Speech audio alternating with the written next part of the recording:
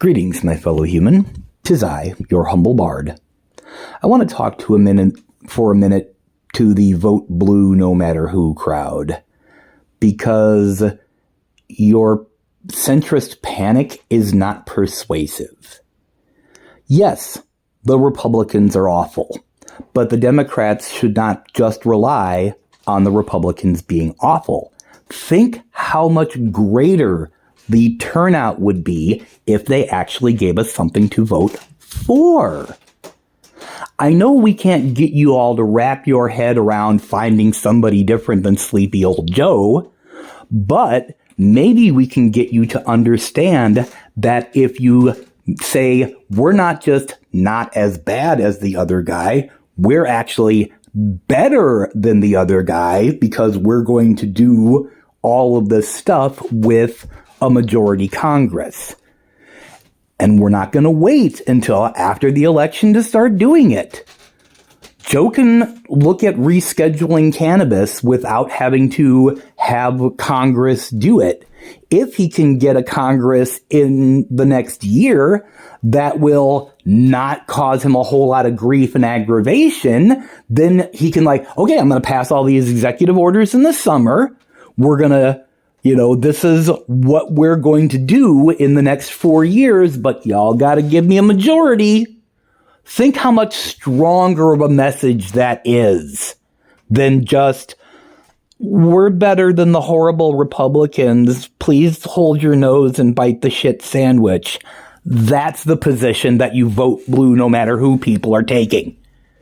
You're not convincing anyone. You're telling everyone, the orange man is scary and I'm very afraid and I need you to hold your nose and bite the shit sandwich. No. This is the third time that you've tried pulling that. You tried pulling it in 2016 and we got Trump. You tried pulling it again in 2020 and enough people were like, oh hell no, that we didn't get him a second time. And you're still doing it. If the stakes are really that high, give up on old Joe and find someone more appealing. It's not that hard. You're doing this head in the sand, no, stomp your foot, orange man scary, you have to obey. And then you're projecting that behavior into accusations of the other side as being childish. No, we're not. We're asking for a dialogue. We're asking for a conversation. We want something better, not just something that's not as bad as the horrible people we see. That is not irrational. That is not childish. And now is the time.